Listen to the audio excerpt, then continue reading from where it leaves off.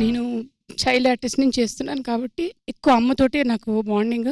నాన్న చాలా తక్కువ. నాన్న రైల్వే జాబ్ చేసేవారు. 1-2 సార్లు నాన్నని వెళ్ళి కలిసి ఉంటామేమో అంతే. ఆ తర్వాత కంప్లీట్గా తమిళ్, తెలుగు ఇలా మూవీస్ ఇక్కడే చేస్తూ ఉండడం వల్ల నాన్నతో అసలు చైల్డ్ ఆర్టిస్ట్ నుంచి నా తోటి ఆర్టిస్టులు కావచ్చు, ఇప్పుడు కావచ్చు, వాళ్ళ పిల్లల్ని తీసుకుని ఫాదర్ వస్తున్నప్పుడల్లా నాకు అనిపిస్తూ ఉంటుంది, నాకు మా నాన్న అలా ఉంటే బాగుండు. ఊహ తెలిసి నాన్నతో అన్ని షేర్ చేసుకుందాం, అన్ని మాట్లాడదాం అనే టైంకి నాన్న లేరు.